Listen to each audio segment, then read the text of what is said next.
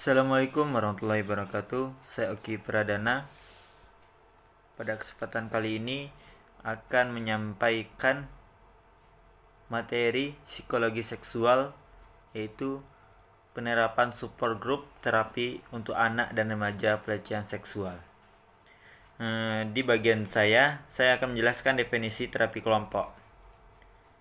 Ya, terapi kelompok adalah salah satu bentuk dari terapi psikologis di mana satu atau lebih terapis mengobati sekelompok kecil orang-orang sebagai sebuah kelompok yang sifatnya lebih intensif dalam memberikan pertolongan atau penanganan psikologis dan lebih menekankan pada perasaan dan hubungan antara keluarga kelompok, serta lebih menekankan pada pengalaman emosi seorang dalam kelompok. Menurut Slavson, terdapat dua fokus dalam terapi kelompok. Yang pertama adalah perlakuan kelompok terhadap anak-anak yang mengalami kekerasan seksual. Yang kedua itu bekerja dengan orang tua dari anak-anak yang bermasalah dalam perawatan kelompok yang berfokus pada anak-anak tersebut.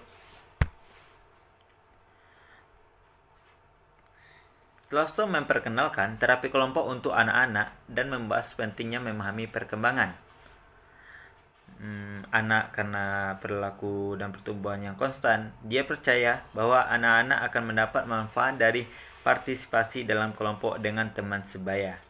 Kirchner, Stewart, Freedom 2007. Di sini ada beberapa alasan mengapa terapi kelompok sangat efektif dalam memenuhi kebutuhan anak laki-laki dan perempuan yang menjadi korban kekerasan seksual. Yang pertama, yaitu terapi kelompok memberi para korban kesempatan untuk bersosialisasi, berinteraksi, dan berhubungan kembali dengan teman sebaya.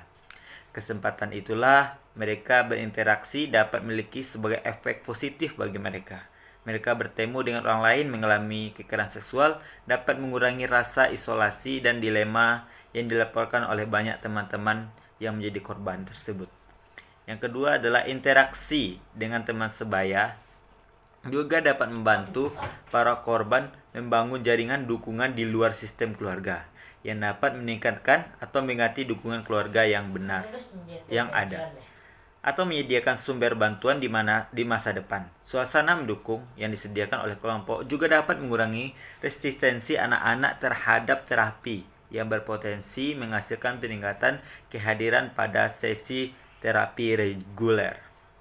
Yang ketiga, perawatan kelompok memberi anak-anak berbagai peluang pendidikan, di mana anak-anak tersebut dapat mengembangkan dan meningkatkan keterampilan sosial mereka, belajar cara yang efektif, sehat untuk berinteraksi dengan orang lain, terutama dengan rekan-rekan mereka, menemukan bagaimana mengatasi kekerasan seksual yang mereka alami dan mengidentifikasi solusi yang ada.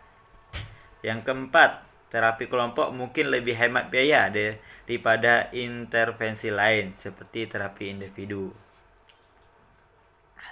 Terapi kelompok memungkinkan terapis untuk menjangkau sejumlah anak dengan biaya terbatas. Beberapa anak ini mungkin tidak menerima intervensi terapeutik.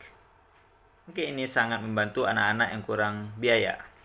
Yang kelima, yaitu partisipasi keluarga dalam pengobatan seksual. Menurut Lubell dan Song akan sulit untuk diperoleh dan dipertahankan. Keuntungan terapi kelompok adalah tidak memerlukan keterlibatan aktif dari pihak keluarga korban. Terapi kelompok nampak menunjukkan janji sebagai metode untuk mengurangi gejala sisa negatif kekerasan seksual. Mungkin dari 5 tersebut adalah 5 hasil dari penelitian yang dilakukan oleh beberapa peneliti. Di sini ada menunjukkan bahwa terapi kelompok menawarkan validasi teman sebaya yang sangat penting dan bekerja melalui bagian sentral dan trauma seksual awal. Matriks hubungan antar keluarga kelompok menciptakan lapangan bermain di mana pemindahan paradigmatik dan konstelasi diberlakukan, terkandung, dan akhirnya dijelaskan oleh anggota kelompok yang sejarah memberikan kepada mereka kredibilitas yang tidak mudah diberikan oleh anak yang tidak mengalami kekerasan seksual, bahkan pada ahli terapi yang paling terampil sekalipun. Penelitian lainnya menunjukkan bahwa model terapi kelompok ini sangat efektif digunakan dalam menangani, memperbaiki, mencegah, dan mengatasi gejala perilaku anak-anak yang mengalami kekerasan seksual. Sejumlah anak dengan biaya terbatas. Beberapa anak ini mungkin tidak menerima intervensi terapeutik. Mungkin ini sangat membantu anak-anak yang kurang biaya. Yang kelima, yaitu partisipasi keluarga dalam pengobatan seksual. Menurut Lubell dan Song akan sulit untuk diperoleh dan dipertahankan. Keuntungan terapi kelompok adalah tidak memerlukan keterlibatan aktif dari pihak keluarga korban. Terapi kelompok nampak menunjukkan janji sebagai metode untuk mengurangi gejala sisa negatif kekerasan seksual. Mungkin dari 5 tersebut adalah 5 hasil dari penelitian yang dilakukan oleh beberapa peneliti. Di sini ada menunjukkan bahwa terapi kelompok menawarkan validasi teman sebaya yang sangat penting dan bekerja melalui bagian sentral dan trauma seksual awal. Matriks hubungan antar keluarga kelompok menciptakan lapangan bermain di mana pemindahan paradigmatik dan konstelasi diberlakukan, terkandung, dan akhirnya dijelaskan oleh anggota kelompok yang sejarah memberikan kepada mereka kredibilitas yang tidak mudah diberikan oleh anak yang tidak mengalami kekerasan seksual, bahkan pada ahli terapi yang paling terampil sekalipun. Penelitian lainnya menunjukkan bahwa model terapi kelompok ini sangat efektif digunakan dalam menangani, memperbaiki, mencegah, dan mengatasi gejala perilaku anak-anak yang mengalami kekerasan seksual. Baiklah, di sini saya akan menjelaskan tentang gambaran umum masalah kekerasan seksual anak. Nah, dampak kekerasan seksual pada anak bervariasi tergantung dengan jenis kekerasan yang dialami, dinamika keluarga, tingkat perkembangan anak, persepsi anak terhadap kekerasan, dan dukungan emosional yang diberikan kepada anak. Anak yang menjadi kekerasan seksual menunjukkan perubahan perilaku, emosi, kognitif, akademik, dan fisik. Korban kekerasan seksual dapat mengalami gejala post-traumatic stress disorder atau yang disebut PTSD, seperti mimpi buruk, ketakutan, dan menghindari stimulus yang kasar. Simptom gangguan lain yang ditemui pada korban adalah adjustment disorder dan major depressive disorder, menurut Christener, Stewart, dan Freeman 2007. Valer menyatakan bahwa terdapat 3 faktor yang saling berkaitan yang menentukan perilaku seksual merupakan suatu kekerasan. Yang pertama, perbedaan kekuatan. Korban dan pelaku memiliki perbedaan status maupun ukuran tubuh. Kedua, perbedaan pengetahuan. Pelaku memiliki lebih banyak informasi mengenai dampak dari hubungan seksual dibandingkan dengan korban. Yang ketiga, perbedaan kepuasan. Tujuan aktivitas sosial bukan untuk memuaskan kedua belah pihak, melainkan untuk kepuasan pelaku saja. Korban kekerasan seksual mengalami masalah dengan kepercayaan dan atribusi negatif yang berkaitan dengan kekerasan. Jika pelaku kekerasan seksual adalah ayah korban, maka simptom gangguan mental dan perilaku ditunjukkan oleh korban. Kekerasan menjadi lebih parah. Nah, di sini ada 3 model yang dikembangkan oleh mengkonsepkan efek dari kekerasan sosial pada anak. Yaitu yang pertama ada model post-traumatic stress disorder atau yang lebih kitanya PTSD. Yang pertama ini, model ini menunjukkan dampak perilaku dan kognitif yang berhubungan dengan kerangka praktik terapeutik. Tidak semua anak mengalami kekerasan seksual mengalami PTSD ini. Yang kedua ada model faktor trauma genik. Berdasarkan model ini, kelanjutan dari pengalaman kekerasan seksual dikelompokkan menjadi 4 kategori. Kategori tersebut adalah trauma seksual, yaitu yang di dalamnya keengganan menilai hubungan seksual secara berlebihan dan masalah identitas seksual. Terus ada stigma, perasaan bertanggung jawab atas pengalaman kekerasan. Terus pengkhianatan, merasa tidak bisa mempercayai orang lain, dan ketidakberdayaan atau merasa tidak bisa menghindari hal negatif yang terjadi. Yang ketiga ada model pemrosesan informasi trauma. Model ini menekankan dampak psikososial seperti disosiasi dan rangsangan yang berlebihan. Kombinasi dari model-model tersebut mengarahkan pada konsep memperluas gambaran. Intervensi terapeutik laki-laki dan perempuan menunjukkan respon yang sama, kekerasan seksual. Perbedaan gejala antara laki-laki dan perempuan ditunjukkan oleh laporan guru dan orang tua. Anak laki-laki menunjukkan masalah perilaku eksternalisasi yang lebih banyak seperti agresi, sedangkan anak perempuan lebih menunjukkan masalah internalisasi seperti depresi.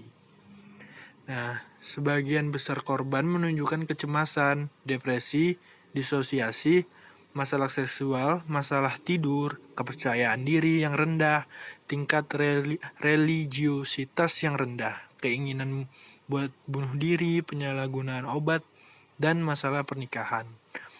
Masalah-masalah tersebut muncul jika dampak kekerasan seksual jangka panjang tidak ditangani dengan baik. Anak laki-laki dan perempuan menunjukkan respon berbeda terhadap terapi. Anak laki-laki merespon kurang baik. Biasanya anak laki-laki meresponnya kurang baik pada terapis. Berbicara mengenai terapis yang membuat mereka merasa tidak berdaya, perbedaan tersebut membuat terapis pada anak laki-laki lebih fokus pada simptom kognitif dan behavioral dan simptom afektif kepada anak-anak perempuan. Itu saja yang bisa dapat saya sampaikan.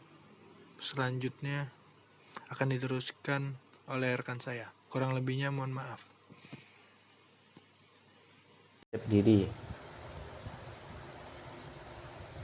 dan mengurangi simptom post-trauma. Perbedaan antara TFCBT dengan terapis biasa. TFCBT menggunakan dasar kognitif behavioral, interpersonal, terapi keluarga, beserta intervensi spesifik trauma. Sedangkan terapi biasa, terapis yang memilih metode yang sesuai dengan kasus tertentu tanpa adanya batas sesi.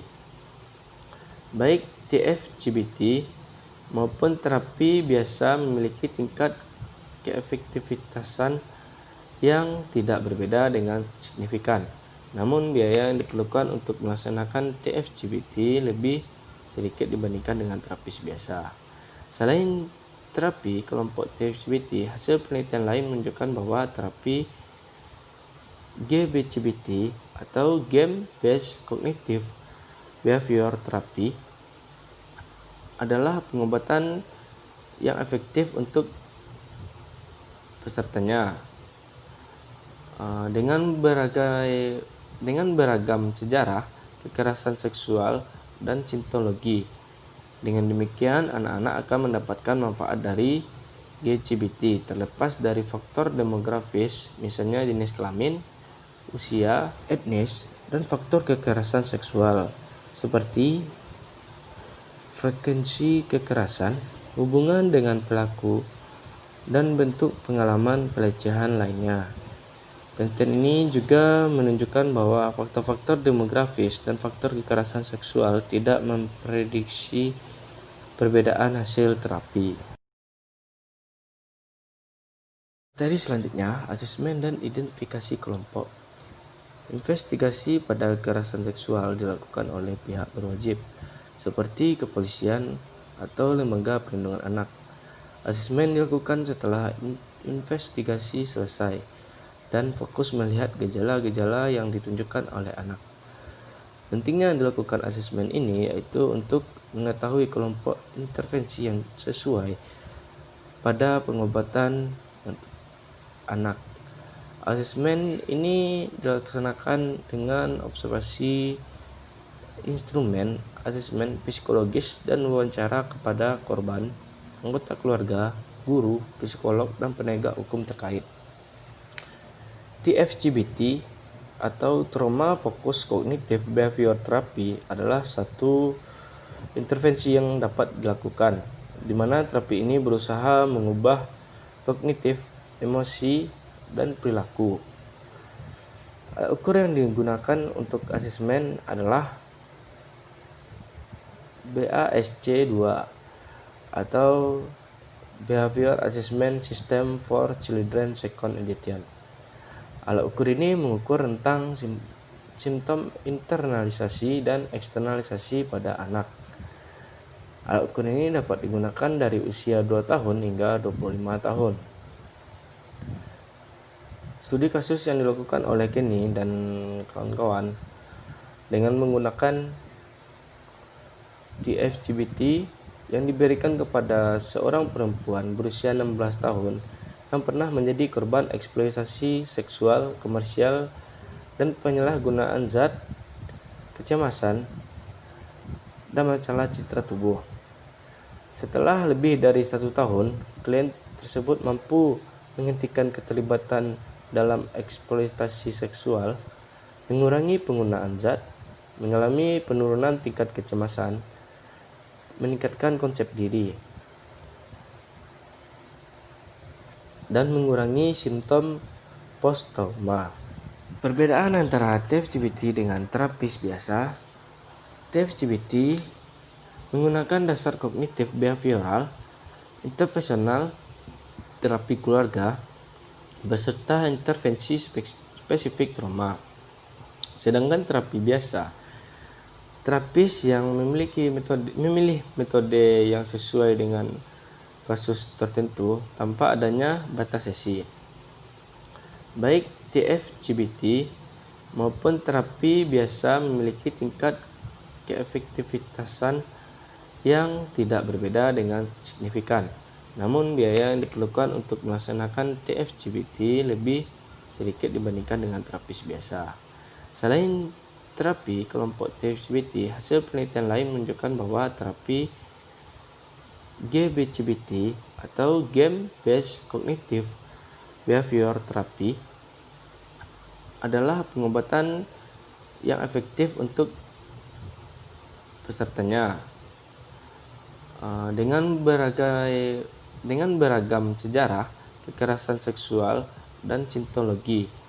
Dengan demikian, anak-anak akan mendapatkan manfaat dari GCBT terlepas dari faktor demografis, misalnya jenis kelamin, usia, etnis, dan faktor kekerasan seksual seperti frekuensi kekerasan, hubungan dengan pelaku, dan bentuk pengalaman pelecehan lainnya.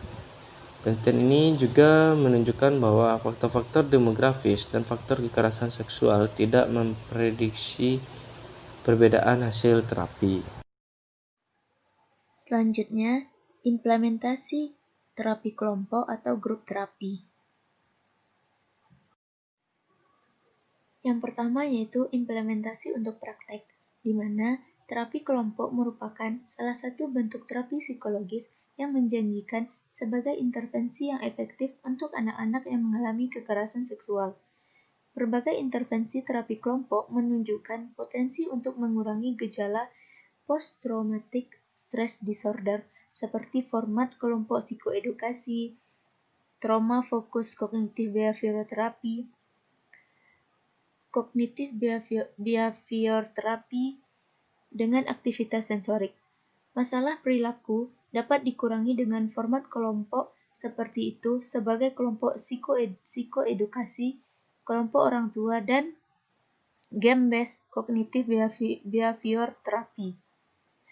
Intervensi terapi kelompok memiliki potensi kuat untuk secara efektif menargetkan gejala stigmatik unik yang sering ditampilkan oleh anak korban kekerasan seksual. Gejala-gejala ini mengganggu pembentukan identitas dan tugas perkembangan yang penting selama masa kanak-kanak. Terapi kelompok dapat menawarkan potensi pengembangan jaringan pendukung, mengurangi risiko akuisisi perilaku berisiko melalui pemodilan positif.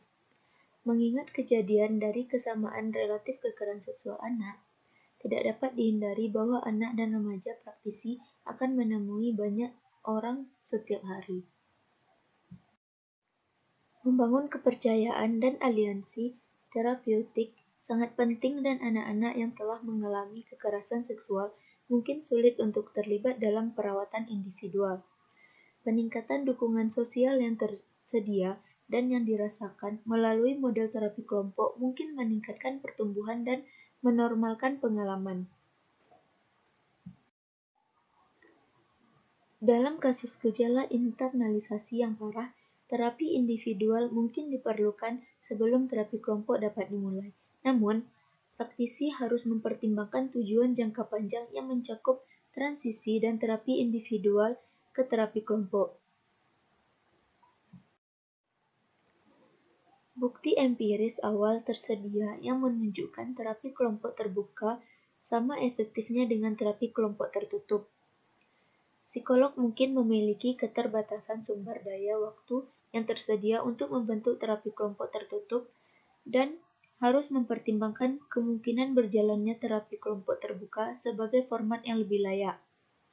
Yang terpenting, psikolog harus bekerja dengan populasi anak yang mengalami pelecehan seksual, terus mengadvokasi anak ini untuk memastikan ketersediaannya untuk mengikuti proses terapi, layanan yang tepat dan dapat diakses, dan dana yang cukup untuk melakukan terapi ini. Ini menurut MIFID tahun 2013.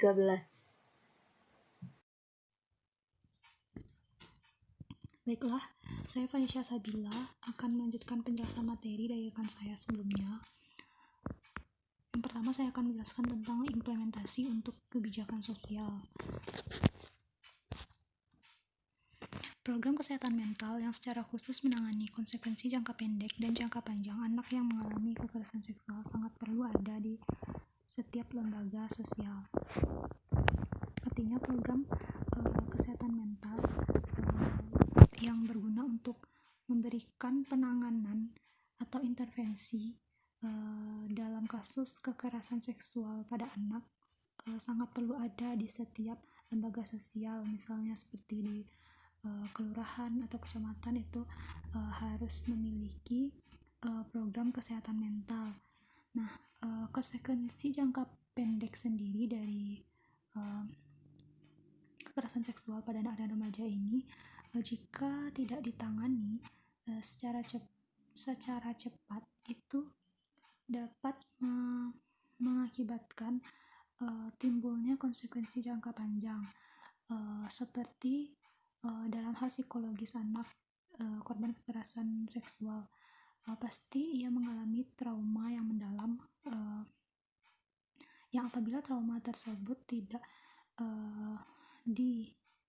ditangani secara cepat itu bisa menjadi gangguan atau penyakit mental yang itu akan berdampak jangka panjang seperti post traumatic stress disorder atau depresi atau gangguan mental lainnya yang memang itu adalah termasuk kepada penyakit mental yang berat. Karena angka prevalensi menunjukkan bahwa anak korban kekerasan seksual tidak terikat variabel demografis apapun. Artinya anak atau remaja korban kekerasan seksual itu tidak dipengaruhi oleh apakah mereka tinggal di desa atau mereka tinggal di kota.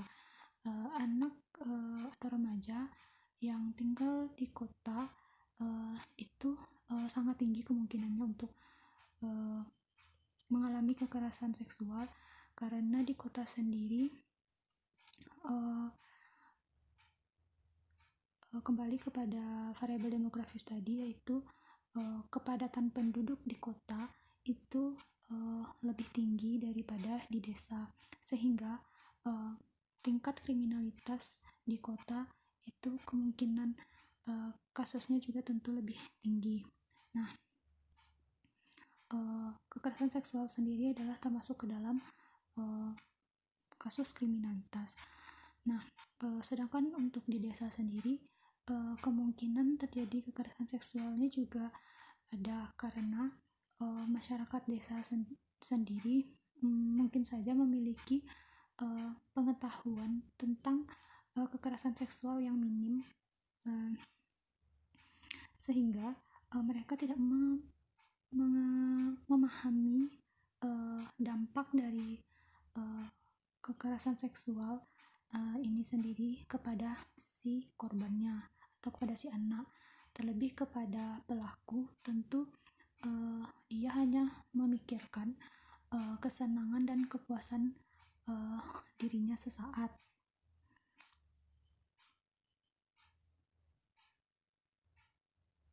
Anak-anak dan remaja yang menjadi korban kekerasan seksual sangat rentan populasinya. Nah, anak-anak dan remaja itu menjadi target sasaran dari kekerasan seksual yang dilakukan oleh orang dewasa, karena anak-anak dan remaja cenderung lebih lugu dan polos, sehingga pelaku kekerasan seksual lebih mudah untuk membujuk atau merayu dan kemudian melancarkan aksi jahatnya kepada si anak atau remaja tersebut, sehingga itu berpengaruh kepada tingginya angka atau populasi kasus kekerasan seksual pada anak dan remaja. Dan membuat kebijakan menyadari kebutuhan unik mereka. Maksudnya pembuat kebijakan di sini mungkin adalah pemerintah yang menyadari dengan tingginya angka kasus kekerasan seksual ini, maka tentu harus membutuhkan penanganan yang khusus, sehingga dengan begitu pemerintah memastikan penanganan tersebut benar-benar terpenuhi dengan mungkin membuat beberapa kebijakan terkait dengan penanganan kasus kekerasan seksual pada anak-anak dan remaja tersebut. Sampai saat ini, terapi kelompok telah menjadi intervensi pengobatan yang kurang digunakan oleh orang-orang yang sakit mental. Itu menurut MIFEK pada tahun 2013. Lembaga kesehatan mental, lembaga pemerintah, organisasi perawatan terkelola. Ketiga lembaga ini perlu meningkatkan kesadaran mereka berkaitan dengan kemanjuran potensial terapi kelompok. Artinya, terapi kelompok pada saat ini itu penggunaannya masih kurang efektif, sehingga lembaga kesehatan mental, lembaga pemerintah, dan organisasi perawatan terkelola perlu meningkatkan bagaimana caranya agar terapi kelompok ini benar-benar bisa secara efektif membantu dalam menangani anak-anak dan remaja korban kekerasan seksual. Dan untuk mendorong pemanfaatannya secara maksimal melalui kebijakan. Nah, untuk mengefektifkan terapi kelompok tersebut, mungkin lembaga pemerintah dapat membuat kebijakan-kebijakan tertentu yang nantinya bisa dilaksanakan oleh jajaran-jajarannya atau stakeholdernya, yang mungkin lembaga kesehatan mental dan organisasi perawatan terkelola ada di dalam sana.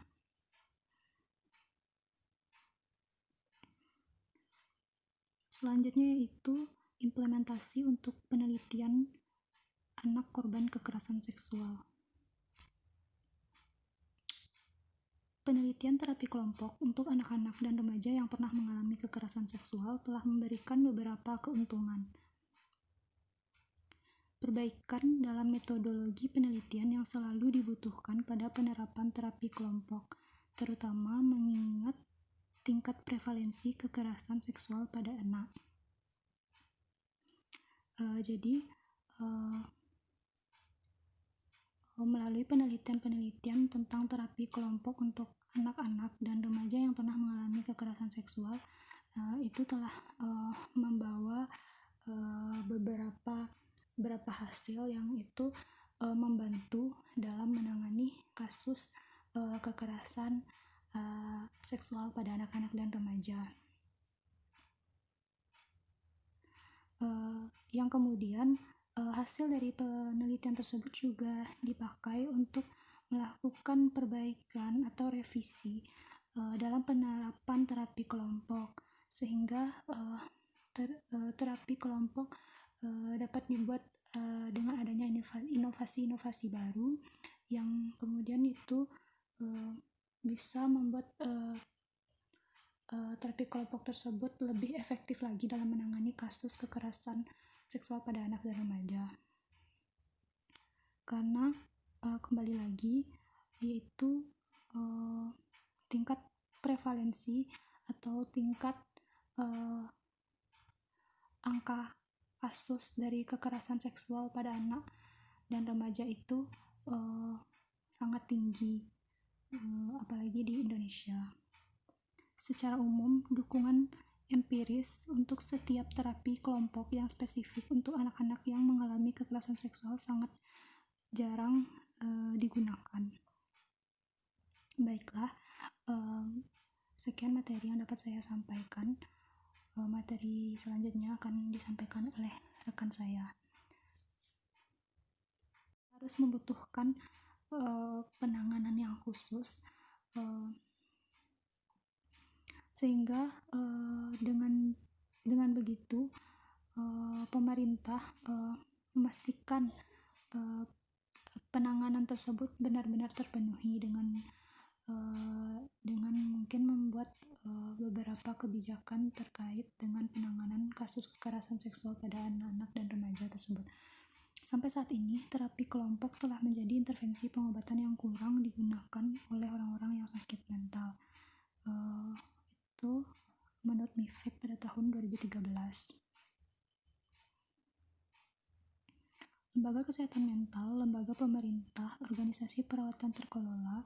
Ketiga lembaga ini perlu meningkatkan kesadaran mereka berkaitan dengan kemanjuran potensial terapi kelompok. Artinya, terapi kelompok pada saat ini itu penggunaannya masih kurang efektif, sehingga lembaga kesehatan mental, lembaga pemerintah, dan organisasi perawatan terkelola perlu meningkatkan bagaimana caranya agar terapi kelompok ini benar-benar bisa secara efektif membantu dalam menangani anak-anak dan remaja korban kekerasan seksual. Dan untuk mendorong pemanfaatannya secara maksimal melalui kebijakan. Untuk mengefektifkan terapi kelompok tersebut, mungkin lembaga pemerintah dapat membuat kebijakan-kebijakan tertentu yang nantinya bisa dilaksanakan oleh jajaran-jajarannya atau stakeholdernya, yang mungkin lembaga kesehatan mental dan organisasi perawatan terkelola ada di dalam sana.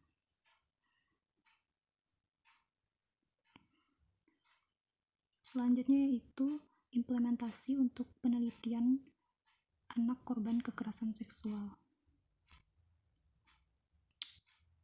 Penelitian terapi kelompok untuk anak-anak dan remaja yang pernah mengalami kekerasan seksual telah memberikan beberapa keuntungan.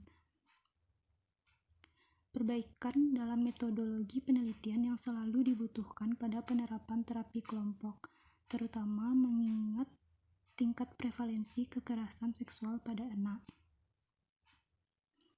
Jadi, melalui penelitian-penelitian tentang terapi kelompok, penduduk di kota itu lebih tinggi daripada di desa, sehingga tingkat kriminalitas di kota itu kemungkinan kasusnya juga tentu lebih tinggi. Nah, kekerasan seksual sendiri adalah termasuk ke dalam kasus kriminalitas.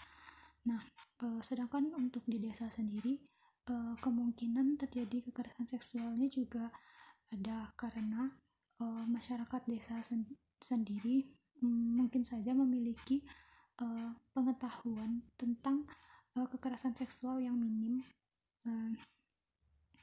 sehingga mereka tidak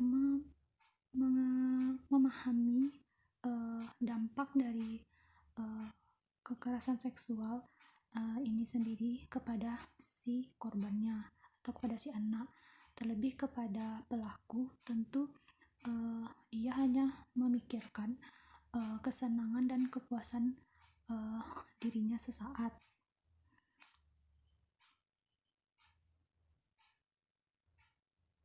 Anak-anak dan remaja yang menjadi korban kekerasan seksual sangat rentan populasinya.